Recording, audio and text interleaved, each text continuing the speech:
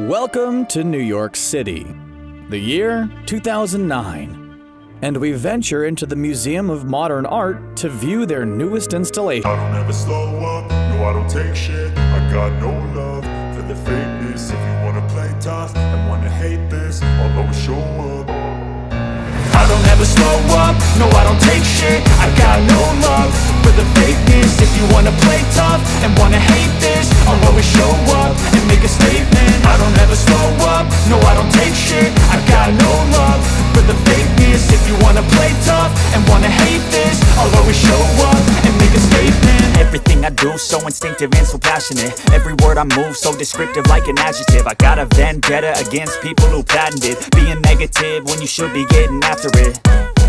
I got facts over tracks, this and that. Spitting slow, spitting fast, I could roast, I could gas. Think I'm okay at last, but I don't know if that can erase all the past. And the pettiness, a reflection of the emptiness. Hilarious, you think you're worth my time, you're delirious. Mysterious, because you hide behind a fake exterior. Inferior, you know I'll always be a bit superior. Get off of me, this ain't no humble brag. I want you to hear words, you can say them back. I want you to feel free from the chains that left.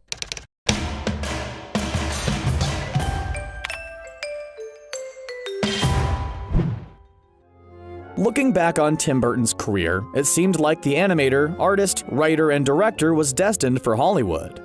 There was a period where movie after movie was a hit, and the director helped revitalize the whole superhero genre with Batman and Batman Returns. And even when Burton isn't making films, his influence is felt all over Hollywood. His passion for movies and filmmaking goes all the way back to his childhood, where the seeds were being planted for a future career. If you're looking for a peek into the childhood of Tim Burton, you don't have to go far. Characters, stories, and imagery have been drawn directly from his childhood. A childhood Burton claims was unhappy and isolating, making him feel like an outcast.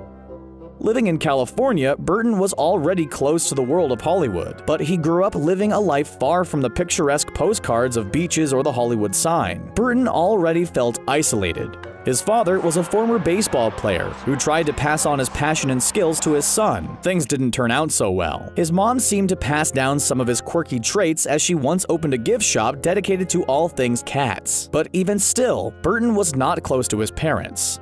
To help Burton with his lonely and isolating childhood, he turned to the one thing many of us do: the movies. His selection of choice: classic monster movies. And while many of us watch monsters like Frankenstein or the Wolfman in fear, it was the complete opposite for Burton. He connected with these monsters and felt empathy for them, often misunderstood, lonely, and attacked by others just for being different.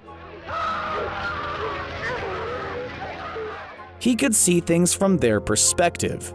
Naturally, these classic movies would have a major impact on him in the future. Burton also turned to drawing, but not in a traditional sense. For years, Burton followed the rules and guidelines for creating art. When he let his hand and mind break free from these so-called rules, Burton flourished, creating doodles and drawing characters with complete originality. He began to fall in love with the form, learning drawing techniques, working with different mediums, and building his skills over time. His artwork led to college at Cal Arts, where he learned the world of animation and developed skills which would help him flourish in both live action and animated filmmaking. Oddly enough, Burton's first big job in Hollywood is someplace no fans would expect. Your eyes know, your tummy knows. Best of all, Disney's colorful world at the time, known for productions like Peter Pan, Robin Hood, and The Jungle Book, was a far cry from Burton's melancholy world. But he did fit right into one of the first productions he got to work on, The Black Cauldron. One of Disney's darkest films ever made, the story, imagery, and mythology was a seeming fit for Burton. He created over 200 concept drawings for the film, and unfortunately, none of them were chosen for the final production. So while The Black Cauldron production moved forward, Burton was once again left isolated, and getting paid by Disney to do so. He got to work on a number of passion projects, and his two official Disney creations offered a glimpse into the future for the filmmaker: Vincent and Frankenweenie. Vincent, a stop-motion black-and-white short, focused on a macabre 7-year-old boy who had a very imaginative mind, reading the works of Edgar Allan Poe and staying isolated. It comes from my childhood experiences. Frankenweenie was also black and white, but the short was shot in live action and followed the story of a young boy who brings his beloved dog back to life after a horrible incident. Disney deemed the story too dark and scary and ended up firing Burton for wasting their resources. But the temporarily closed door at Disney only led to bigger and better things. Vincent would prove a launching pad to his directing career and helped him nab the role of director for Pee-wee's Big Adventure. From there, Burton would go on to direct movies like Beetlejuice, Batman, Edward Scissorhands, Batman Returns, Ed Wood's, Mars Attacks, Sleepy Hollow, Big Fish, and more modern-day hits, like Alice in Wonderland, Big Eyes, and Miss Peregrine's Home for Peculiar Children. The elements those first two short movies were essentially the blueprint of everything Tim Burton would become. This includes the style, storytelling, and character designs he has brought to his impressive collection of movies. One of the main influences found throughout a majority of his films is the use of German expressionism. Inspired by the same monster movies which brought him comfort as a child, Burton has become a master class in the Gothic style and designed featured in these movies. The German expressionism style and movement began back in the 1920s. During the midst of World War I, much of Germany was shut out by the international film community, forcing German filmmakers to branch out on their own and create original films. Out of the time period has come iconic visual films, including the vampire horror Nosferatu and The Cabinet of Dr. Caligari. Stark shadows, dramatically angled props and distorted shapes, dark lighting, all essential elements of a Tim Burton film. Just look at his designs in Gotham City, the strange statues featured in Beetlejuice, the crazy zombie dog shadows from his short film Vincent. Ever since the beginning of his film career, Burton has infused his works with inspiration from German expressionism. One of the biggest influences on Tim Burton's career may be the 1927 film Metropolis. The science fiction film features all of the trademarks of German expressionism, and the production is still impressive today. When Tim Burton was building his fictional world of Gotham City, many Metropolis elements were used, including building designs, sprawling buildings, the shadows lurking all over the city.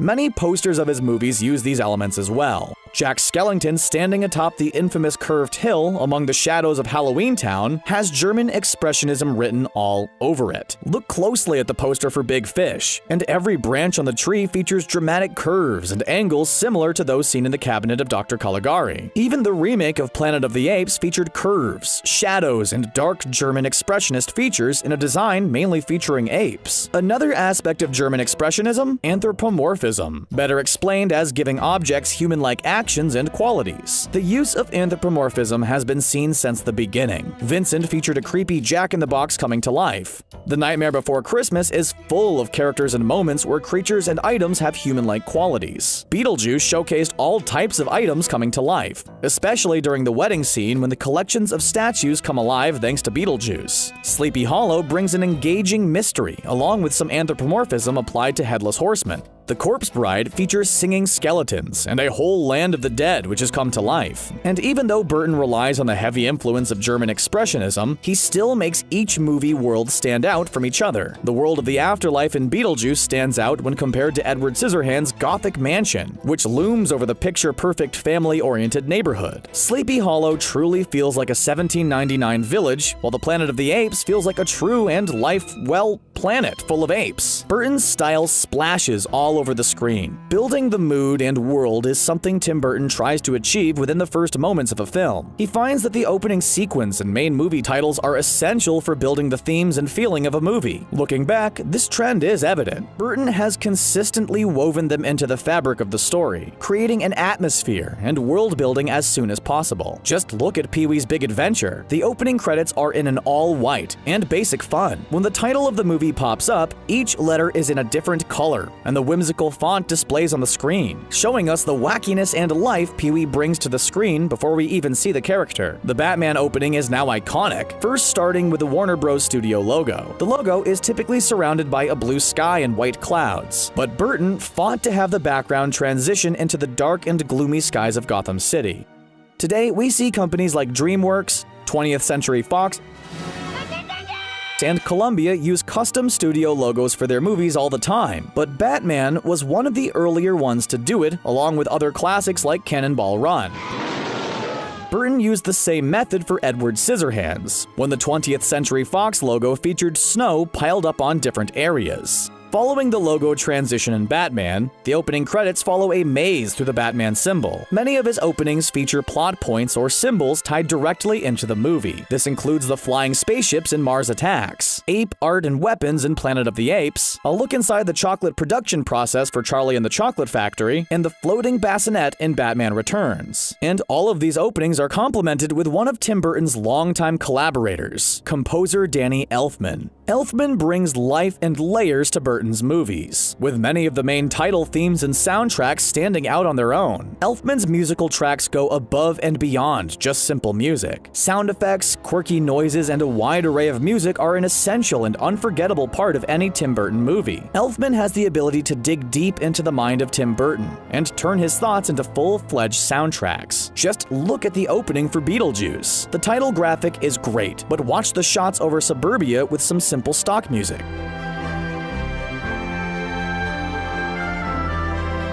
Now replace the music with Danny Elfman's score, and you have perfect movie magic.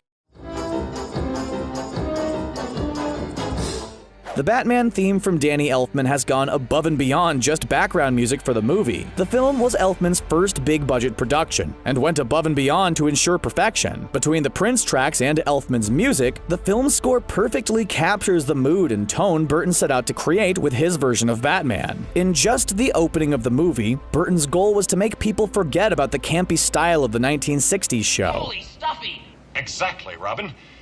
And Elfman's moody music helped cement this fact. His Batman main theme went on to become a part of the Batman animated series theme song, used in various LEGO Batman video games, and was also sampled in the recent live-action Justice League. Along with Elfman, Tim Burton has infused all types of other music into his movies. There's the Joker dancing along to Prince music, the citizens of Halloween Town singing "This is Halloween," and the dinner party breaking out into song during Beetlejuice. As dark and imaginative Burton can be, he uses music to infuse a lot of fun and happiness into his movies. He even took on a full movie musical with a dark comedy and Broadway adaptation of Sweeney Todd, the Demon Barber of Fleet Street. The music helps showcase internal feelings, move the story forward, and help establish the atmosphere of the world he's created. Danny Elfman often helps with the songs as well, whether he's writing lyrics for the Oompa Loompas in Charlie and the Chocolate Factory or singing in The Corpse Bride. As Burton develops movie ideas, he brings Elfman on board as early as possible, and sometimes it's the music itself which can help guide some aspects of the production and design. But if we go all the way back to the beginning of the production, it starts with Burton's writing and development process. Much like his movies and characters, Burton does not follow the norm when creating movies and stories. His initial ideas often begin with just a piece of art. A simple drawing helps lead the way for the development of the whole project. Before the outfits, capes, and sets were built on 1989's Batman, Burton drew some literal inspiration in the form of the Joker. The purple suit Jack Nicholson wears at the end of the film is almost identical to Burton's drawing.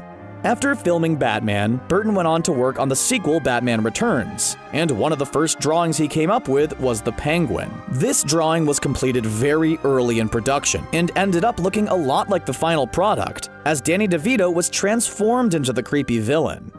Burton also illustrated designs for the switched-up Catwoman costume, which became one of the most iconic parts of the movie. The trend continued when planning his production of Mars Attacks. Based off a series of peculiar Topps baseball cards of all things, Burton brought the aliens to life first by creating detailed sketches of their design.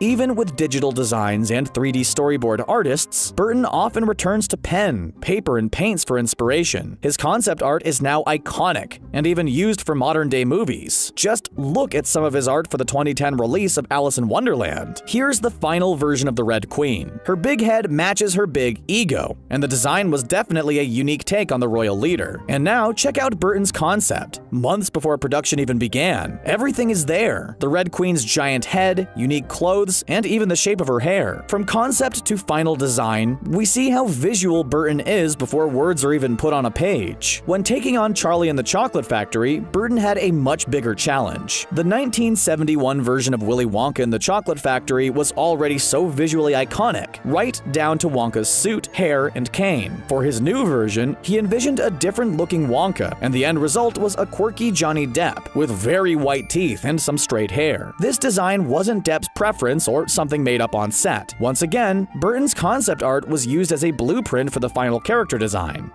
There are many drawings which end up going unused because a movie gets cancelled or trapped in development. One of them was for the film Superman Lives. After taking on the world of Batman, Burton was set to take on Superman and introduce the hero in a radical new way, including a long-haired Nicolas Cage suiting up for test shots in the role. Burton's drawings focused on the villain of the film, Brainiac, and the various forms he could take for Superman Lives. After multiple years of development, the film fell apart and was never to be.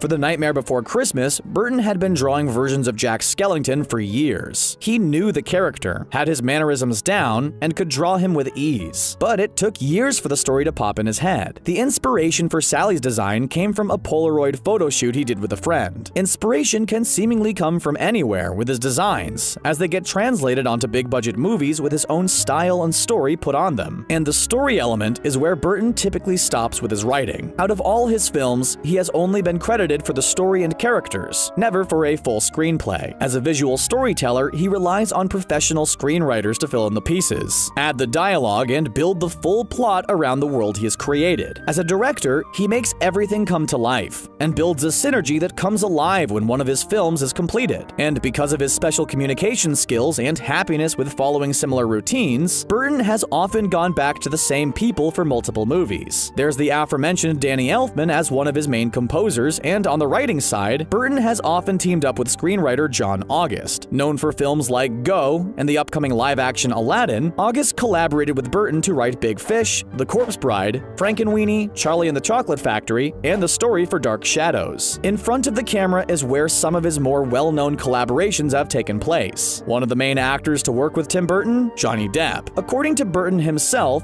Depp and Burton have an unwritten language and understanding of each other. Even though he's a director with a great vision, his communication is different than a typical director or creator, and Burton often teams up with actors who understand his vision, style, and minimalistic language while filming. Burton has the ability to get the best out of Depp, and Depp typically understands exactly what Burton is looking for through a performance. The two have created a whole gallery of visual characters, where just as much costume and design go into the performance. The scarred and wide-eyed Edward Scissorhands was a breakout role for Depp, and he continued to transform himself by slicking his hair back and playing director Ed Wood in the campy tale of the cheap-budgeted and inexperienced Hollywood director. Then there's the sleepy, hollow investigator, chocolate factory owner, quirky vampire with complicated family, and the infamous Mad Hatter. Alongside Depp in many of those films was Helena Bonham Carter. The actress clicked with Burton so well, the two began a romantic relationship with each other, and even had 2 kids together. Despite being in a romantic relationship, Burton and Carter spent several years living in separate houses, right next to each other, before announcing their breakup in 2014.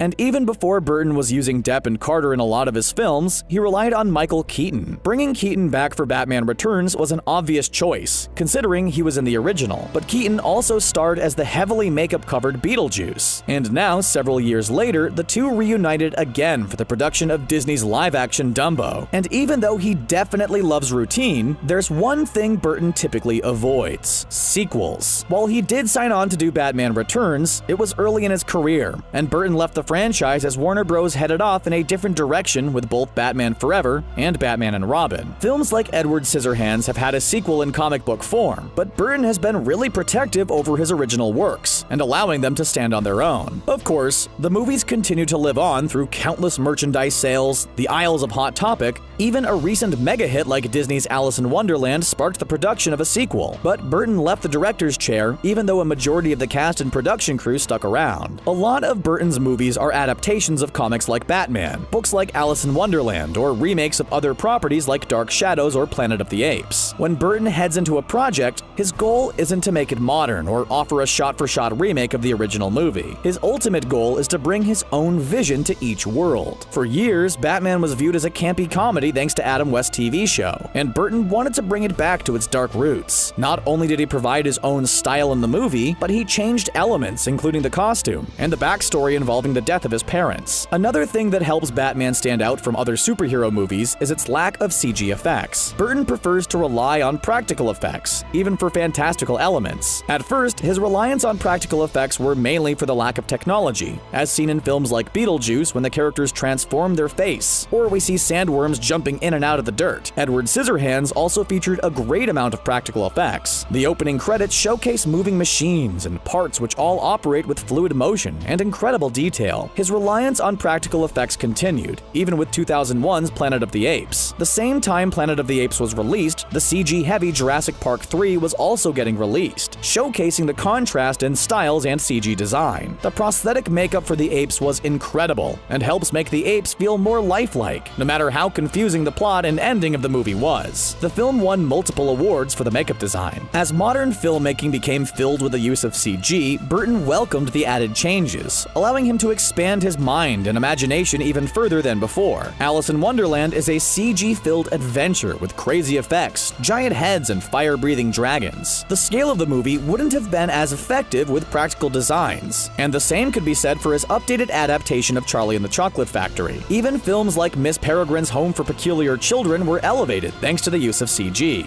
Just think of the scenes featuring the little girl with a sharp-toothed mouth on the back of her head. Whenever Burton gets the chance, he goes back to practical effects. For example, his adaptation of Dark Shadows had plenty of digital sets, but wide shots of houses relied on practical miniatures, and ghost scenes were shot in a water tank to get realistic views of floating hair. The film was a great blend of old school and modern filmmaking, including the digital removal of every single time Johnny Depp blinked, so his vampire character could come off as realistic as possible. Burton has proved he can adapt with the times, and CG effects are still able to show his unique style, but if there's one true representation of Burton's filmmaking and personal touch, it's with animated movies. Ever since his early days of filmmaking, Burton has always connected with the world of animation. One of the main reasons was the ability to make films while still being isolated. He could create characters, build worlds, and make a whole movie using minimal cast and crew. Even though Disney fired Burton after making Vincent and Frankenweenie, they saw the massive success he had with Beetlejuice and Batman, wanting him back in the fold. Burton was not only hired to help create and produce A Nightmare Before Christmas, but Disney decided to finally release his live-action version of Frankenweenie, to much acclaim. The film was made in 1984, but many people didn't see it until 1992, when it was released on home video. Starring Shelley Duvall and Daniel Stern as a young boy's parents, the 30-minute short was a great homage and parody to the original Frankenstein.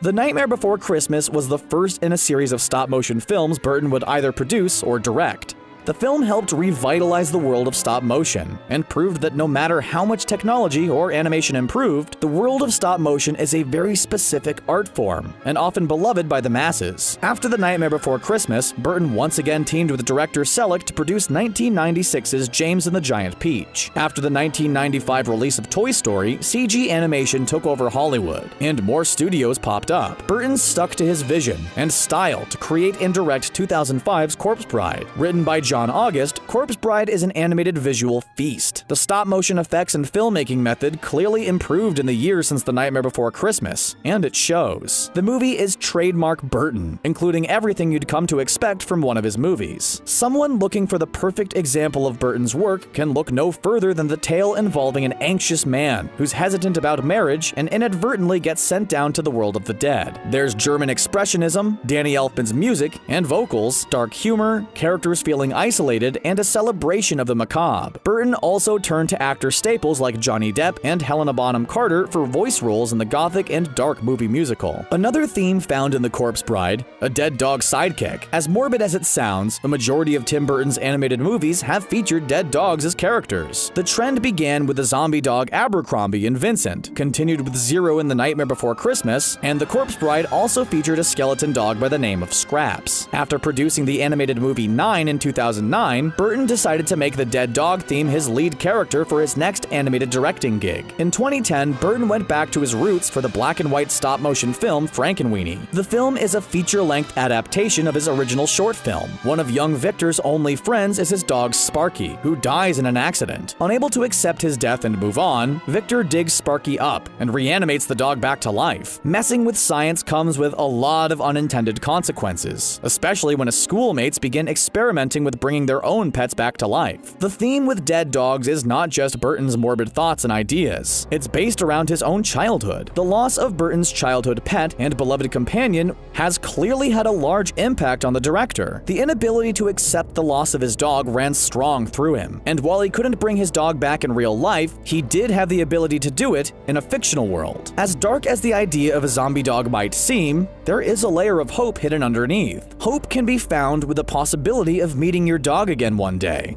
Frankenweenie offers a lot more than just Burton's love and connection to his childhood dog. The movie is an homage to his childhood as a whole. The giant pet monsters that form and come back to life are representative of his love for black and white monster movies as a child. The disconnected parents who try too hard to be normal are reflective of his own parents and growing up with them. Victor even spends a lot of time alone in the attic, similar to Burton's own isolation in his dark and gloomy bedroom. Victor's character is clearly an outsider, something Burton has felt all of his life, even after achieving major Hollywood success. Nobody seemed to really like me, I don't know. Burton's love for classic actors like Vincent Price also comes through with characters like the science teacher. And of course, the movie does a lot to reflect on his own film career. Beetlejuice and Edward Scissorhands star Winona Ryder returns to the Burtonverse to voice a character in the movie. There's a gravestone with 0 written on it. The weird girl comes from Burton's own book, The Melancholy Death of Oyster Boy and Other Stories. The book and Burton's drawing style has also led to his own animated miniseries entitled The World of Stain Boy. The 6 shorts are based off of Burton's art, featuring a lot of quirky characters and designs. Enter the house of the girl who just stares. Including a bully bowling ball, a weird girl, and Robot Boy. The animation quickly spread online and allowed fans to connect with Burton through a special Burton Story Twitter account. On the account, fans could contribute to Stain Boy's story, and Burton would select the best entries for himself.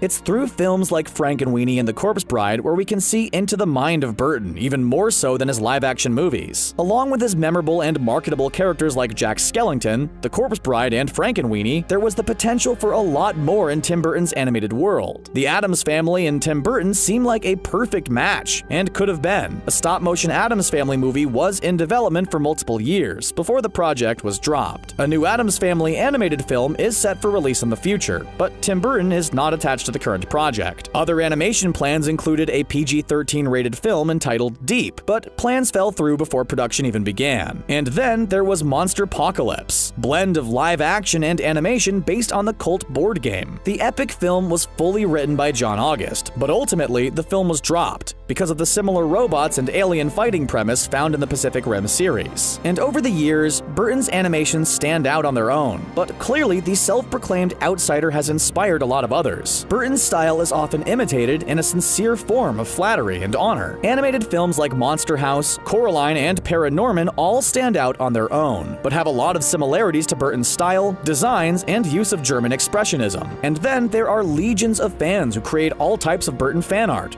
products, and Burton-themed art designs. He has clearly impacted a lot of people, and no matter how much of an outcast he feels like, millions of fans will adore him for the rest of their lives. Visitors to Burton's official website get to enjoy controlling Stain Boy, exploring a lot of his art, and connecting with the director in the digital age.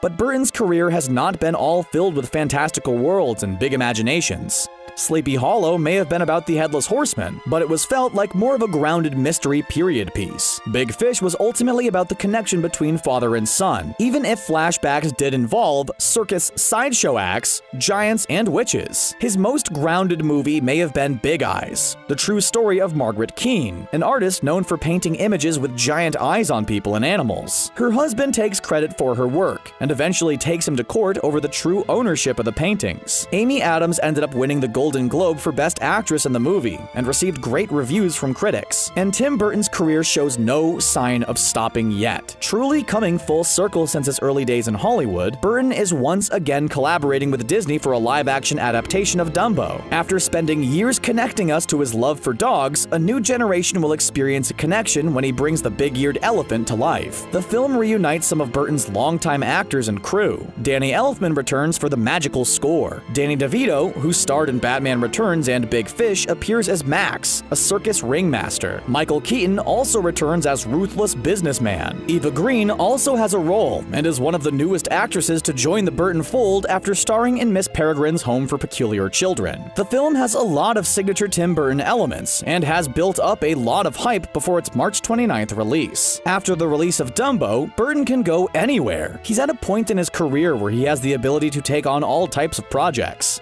It's been 7 years since Frankenweenie was released, and fans would love to see another Burton animation come to life. And while he is teaming with Michael Keaton again for Dumbo, there has been news and rumors for years about a sequel to Beetlejuice. With superhero movies overtaking the box office year after years, it would be interesting to see Burton take on another superhero film, especially with the wide selection of quirky heroes. Could you imagine if he had directed his own version of the Guardians of the Galaxy? Either way, diving deep into the mind of Tim Burton reveals a lot of themes, visuals, and characters in his film. His isolated upbringing has made a huge imprint on his career, and you can get a detailed glimpse at the personal life of the filmmaker just by watching his movies. Tim Burton will go down as one of the most well-known directors. His films stand out on their own, and as a group of collective films. He is not only an icon of the 90s, but a filmmaker still making an impact and influencing filmmakers all over the world. And now, we're back at MoMA, looking at Burton's art and creations from over the years. Knowing the inside of his mind, his childhood, and his life gives us a better appreciation for everything he creates.